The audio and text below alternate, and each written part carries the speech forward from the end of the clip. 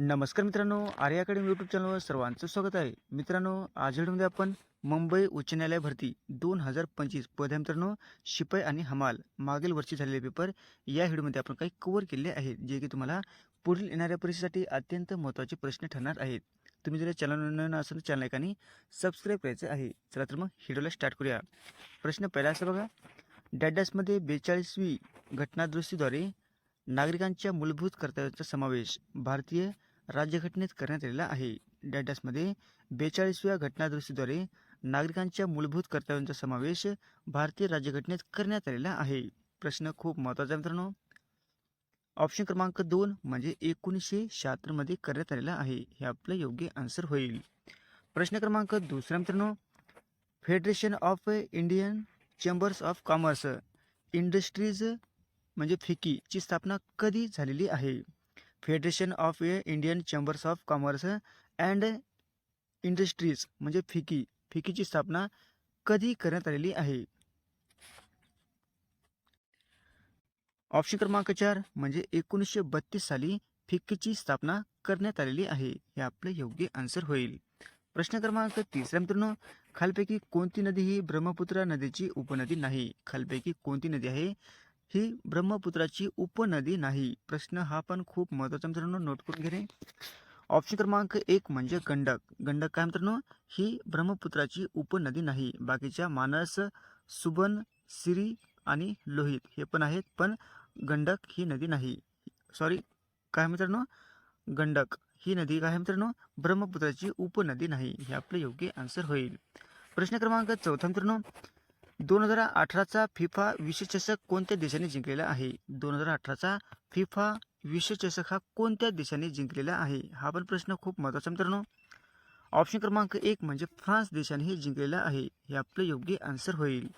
प्रश्न क्रमांक 5 मित्रांनो, स्वातंत्र्य सैनिक म्हणजे देशबंधू चित्तरंजन दास हे पेशाने कोण होते? बघा, प्रश्न हा पण खूप महत्त्वाचा आहे. स्वातंत्र्य सैनिक देशबंधू चित्तरंजन दास हे पेशाने कोण होते? ऑप्शन क्रमांक 1 म्हणजे ते काय होते मित्रांनो, वकील होते. हे आपले योग्य आन्सर होईल. प्रश्न क्रमांक 6 मित्रांनो, निशागंधी नृत्य उत्सव खालपैकी कोणत्या राज्यामध्ये साजरा होतो? निशागंधी नृत्य उत्सव खालपैकी कोणत्या राज्यामध्ये साजरा होत असतो मित्रांनो? हा पण प्रश्न खूप महत्त्वाचा मित्रांनो. ऑप्शन क्रमांक 2 म्हणजे केरळ या राज्यामध्ये हा नृत्य प्रकार साजरे करण्यात येतो. हे आपले योग्य आन्सर होईल. प्रश्न क्रमांक 7 मित्रांनो, जानेवारी 2022 मध्ये खालपैकी कोणत्या राज्याने सेवानिवृत्तीचे वय 60 वरून 62 वर्ष करण्यात आलेले आहे? हा पण प्रश्न खूप महत्त्वाचा आहे. जानेवारी 2022 मध्ये खालपैकी कोणत्या राज्याने निवृत्तांचे वय म्हणजे 60 वरून 62 वर्ष करण्यात आलेले आहे? ऑप्शन क्रमांक 1 म्हणजे आंध्र प्रदेश या राज्याने 60 वरून 62 वर्ष वय हे निवृत्तांचे केलेले आहे. हे आपलं योग्य आन्सर होईल. प्रश्न क्रमांक 8 मित्रांनो, गौतम बुद्धांनी त्यांचा पहिला उपदेश कोठे केलेला आहे? गौतम बुद्धांनी त्यांचा पहिला उपदेश कोठे केलेला आहे? ऑप्शन क्रमांक 3 म्हणजे सारनाथ या ठिकाणी गौतम बुद्धांनी त्यांचा पहिला उपदेश केलेला आहे. हे आपले योग्य आन्सर होईल. प्रश्न क्रमांक 9 मित्रांनो, खालपैकी कोणत्या पंचवार्षिक योजनेदरम्यान परवाना राज्य सुरू झालेले आहे? खालपैकी कोणत्या पंचवार्षिक योजनेदरम्यान परवाना राज सुरू झालेले आहे? ऑप्शन क्रमांक 3 म्हणजे दुसरी पंचवार्षिक योजना. या योजनेद्वारे परवाना राज हे सुरू झालेले आहे. ऑप्शन क्रमांक 3 या उत्तर आपलं योग्य राहील. प्रश्न क्रमांक 10 मित्रांनो, आंतरराष्ट्रीय नृत्य दिवस केव्हा साजरा केला जातो? आंतरराष्ट्रीय नृत्य दिवस हे केव्हा साजरा केला जातो? ऑप्शन क्रमांक 2 म्हणजे 29 एप्रिल या दिवशी आंतरराष्ट्रीय नृत्य दिवस हा साजरा केला जातो. हे आपलं योग्य आन्सर होईल. प्रश्न क्रमांक 11 मित्रांनो, 1960 मध्ये स्वाक्षरी झालेल्या सिंधू जल कराराच्या नियमानुसार सिंधू नदी प्रणालीचे वाहून आलेल्या एकूण पाण्यापैकी डॅडॅस म्हणजे केवळ डॅडॅस हे भारत पाणी वापरू शकतो. हा प्रश्न खूप महत्त्वाचा आहे. 1960 मध्ये स्वाक्षरी झालेल्या सिंधू जल कराराच्या नियमानुसार सिंधू नदी प्रणालीने वाहून आलेल्या एकूण पाण्यापैकी केवळ डॅडॅस हा भारत पाणी वापरू शकतो. ऑप्शन क्रमांक 1 म्हणजे 20% हा भारत पाणी वापरू शकतो. हे आपले योग्य आन्सर होईल.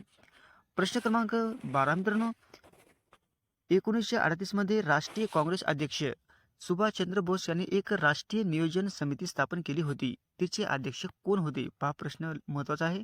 1938 मध्ये काँग्रेस अध्यक्ष सुभाषचंद्र बोस यांनी एक राष्ट्रीय नियोजन समिती स्थापन केली होती, तिचे अध्यक्ष कोण होते? ऑप्शन क्रमांक 4 म्हणजे पंडित जवाहरलाल नेहरू हे काय होते मित्रांनो? त्यांचे अध्यक्ष होते. हे आपले योग्य आन्सर होईल. प्रश्न क्रमांक 13 मित्रांनो, दिगंबर पंथ खालपैकी कोणत्या धर्माशी संबंधित आहे? दिगंबर पंथ हा खालपैकी कोणत्या धर्माशी संबंधित आहे? ऑप्शन क्रमांक 1 म्हणजे जैन धर्माशी संबंधित आहे. हे आपले योग्य आन्सर होईल. प्रश्न क्रमांक 14 मित्रांनो, भारतातील पहिल्या वैद्यकीय महाविद्यालयाची स्थापना डॅश यांच्या कार्यकाळामध्ये झालेली आहे. भारतातील पहिल्या वैद्यकीय महाविद्यालयाची स्थापना डॅश यांच्या काळामध्ये म्हणजे कार्यकाळामध्ये झालेली आहे. ऑप्शन क्रमांक 2 म्हणजे लॉर्ड विल्यम बेंटिंक यांच्या काळामध्ये वैद्यकीय महाविद्यालयाची स्थापना झालेली आहे. हे आपले योग्य आन्सर होईल. प्रश्न क्रमांक 15 मित्रांनो, भारत हा डॅश पासून WTOचा सदस्य देश आहे. भारत हा डॅश पासून WTOचा सदस्य देश बनलेला आहे.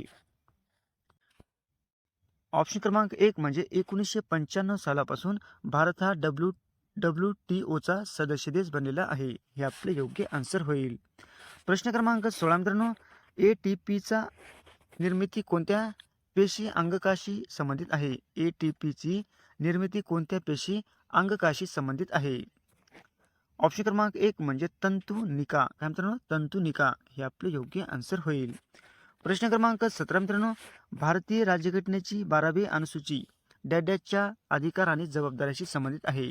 भारतीय राज्यघटनेची 12वी अनुसूची डॅशच्या अधिकार आणि जबाबदारीशी संबंधित असणारी आहे. ऑप्शन क्रमांक 4 म्हणजे शहरी आणि स्थानिक संस्थाशी संबंधित आहे. हे आपले योग्य आन्सर होईल. प्रश्न क्रमांक 18 मित्रांनो, प्रश्न क्रमांक 18 मित्रांनो, भारताच्या सर्वोच्च न्यायालयाच्या न्यायाधीशाची वयमर्यादा किती आहे? भारताच्या सर्वोच्च न्यायालयाच्या न्यायाधीशाची वयमर्यादा किती आहे? ऑप्शन क्रमांक 1 म्हणजे 65 वर्ष आहे. हे आपले योग्य आन्सर होईल. प्रश्न क्रमांक 19 मित्रांनो, खालपैकी कोणत्या खेळाडूला 2022 मध्ये पद्मभूषणाने सन्मानित करण्यात आलेले आहे? खालपैकी कोणत्या खेळाडूला 2022 मध्ये पद्मभूषणाने सन्मानित करण्यात आलेले आहे? ऑप्शन क्रमांक 2 म्हणजे देवेंद्र झांझरिया यांना 2022 मध्ये पद्मभूषणाने सन्मानित करण्यात आलेले आहे. कोण आहेत मित्रांनो? देवेंद्र झांझरिया. हे आपले योग्य आन्सर होईल. प्रश्न क्रमांक 20 मित्रांनो, भारताला स्वातंत्र्य मिळाले त्या दिवशी महात्मा गांधी कोणत्या ठिकाणी होते? पहा प्रश्न खूप महत्त्वाचा आहे. भारताला स्वातंत्र्य मिळाले त्या दिवशी महात्मा गांधी हे कोणत्या ठिकाणी होते? ऑप्शन क्रमांक 4 म्हणजे कलकत्ता या ठिकाणी होते. हे आपले योग्य आन्सर होईल. प्रश्न क्रमांक 21 मित्रांनो, खालपैकी कोणत्या प्राण्यामध्ये एका चक्रादरम्यान रक्त केवळ एकदाच हृदयातून जाते? प्रश्न हा पण खूप महत्त्वाचा मित्रांनो. खालपैकी कोणत्या प्राण्यामध्ये एका चक्रादरम्यान रक्त केवळ एकदाच हृदयातून जात असते? ऑप्शन क्रमांक 3 म्हणजे मासे. मासे असा जो प्राणी आहे त्याच्यामध्ये एकदा म्हणजे एका म्हणजे केवळ एकदाच हे हृदयातून रक्तस्राव होत असते. हे आपलं योग्य आन्सर होईल. प्रश्न क्रमांक 22 मित्रांनो, भारतीय राज्यघटनेच्या केवळ भारतीय राज्यघटनेच्या कोणत्या अनुच्छेदात मूलभूत हक्काबाबतच्या तरतुदी नमूद आहेत? भारतीय राज्यघटनेच्या कोणत्या अनुच्छेदामध्ये मूलभूत हक्काबाबतच्या तरतुदी नमूद आहेत? ऑप्शन क्रमांक 4 म्हणजे अनुच्छेद 12 ते 35 मध्ये आहेत. हे आपले योग्य आन्सर होईल. प्रश्न क्रमांक 23 मित्रांनो, खालपैकी कोणत्या अपारंपरिक ऊर्जा स्रोत नाही? खालपैकी कोणता अपारंपरिक स्रोत म्हणजे ऊर्जा स्रोत नाही? ऑप्शन क्रमांक 2 म्हणजे अणुऊर्जा. हा काय अपारंपरिक ऊर्जा स्रोत नाही. हे आपले योग्य आन्सर होईल. प्रश्न क्रमांक 24 मित्रांनो, महात्मा गांधी सन डॅशमध्ये चंपारण येथे आले होते. महात्मा गांधी सन डॅशमध्ये चंपारण येथे आले होते.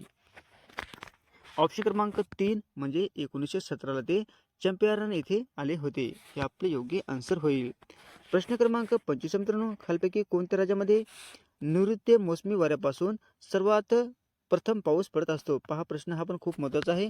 खालपैकी कोणत्या राज्यामध्ये नैऋत्य मोसमी वाऱ्यापासून सर्वात जास्त म्हणजे प्रथम पाऊस पडत असतो? ऑप्शन क्रमांक 2 म्हणजे केरळ या राज्यामध्ये प्रथम पाऊस नैऋत्य नैऋत्य मोसमी पाऊस म्हणजे वाऱ्याद्वारे पाऊस पडत असतो. कुठे पडत असतो मित्रांनो? केरळ या ठिकाणी. हे आपलं योग्य आन्सर होईल. प्रश्न क्रमांक 26 मित्रांनो, देना बँकेचे कोणत्या सार्वजनिक क्षेत्रातील बँकेचे विलिनीकरण करण्यात आले आहे? देना बँकेचे कोणत्या सार्वजनिक क्षेत्रातील बँकेचे विलिनीकरण करण्यात आलेले आहे? ऑप्शन क्रमांक 4 म्हणजे बँक ऑफ बडोदा मध्ये विलिनी करण्यात आलेले आहे. हे आपले योग्य आन्सर होईल. प्रश्न क्रमांक 27 मित्रांनो, मुस्लिम लीगची स्थापना कोणत्या वर्षी झालेली आहे? मुस्लिम लीगची स्थापना कोणत्या वर्षी झालेली आहे? प्रश्न हा पण खूप महत्त्वाचा मित्रांनो. ऑप्शन क्रमांक 2 म्हणजे 1906 रोजी, म्हणजे 1906 या वर्षी मुस्लिम लीगची स्थापना झालेली आहे. हे आपले योग्य आन्सर होईल. प्रश्न क्रमांक 28 मित्रांनो, एखाद्या पक्षाला राष्ट्रीय पक्ष हा दर्जा मिळवण्यासाठी कमीत कमी 3 तरी भिन्न राज्याच्या राजकीय पक्षाद्वारे लोकसभेच्या किती टक्के जागा ह्या जिंकाव्यास लागतात? हा प्रश्न खूप महत्त्वाचा आहे. एखाद्या राष्ट्रीय म्हणजे पक्षाला राष्ट्रीय पक्ष दर्जा मिळवण्यासाठी कमीत कमी 3 तरी भिन्न राज्याच्या राजकीय पक्षाद्वारे लोकसभेच्या किती जागा म्हणजे किती टक्के जागा हे जिंकाव्यास लागतात? ऑप्शन क्रमांक 1 म्हणजे 2% हे जागा जिंकाव्यास लागतात. हे आपले योग्य आन्सर होईल. प्रश्न क्रमांक 29 मित्रांनो, भारताच्या 2011च्या जनगणनेनुसार खालीलपैकी सर्वाधिक लोकसंख्या असलेले भारताचे कोणते राज्य आहे? भारताच्या 2011च्या जनगणनेनुसार खालीलपैकी सर्वाधिक लोकसंख्या असलेले भारतातील कोणते राज्य आहे? ऑप्शन क्रमांक 3 म्हणजे उत्तर प्रदेश हे राज्य आहे. हे आपले योग्य आन्सर होईल. प्रश्न क्रमांक 30 मित्रांनो, खालीलपैकी कोणता जीव एक पेशी नाही? काय मित्रांनो? खालीलपैकी कोणता जीव हा एक पेशी नाही? ऑप्शन क्रमांक 2 म्हणजे वनस्पती. वनस्पती काय मित्रांनो? एक पेशी नाही. हे आपले योग्य आन्सर होईल. असे होते मित्रांनो 30 प्रश्न अत्यंत महत्त्वाचे, वारंवार परीक्षेला विचारले जाणारे. तुम्हाला जर व्हिडिओ आवडल्यास लाईक आणि चॅनलला सबस्क्राईब करायचं आहे. भेटत पुढच्या व्हिडिओमध्ये. धन्यवाद.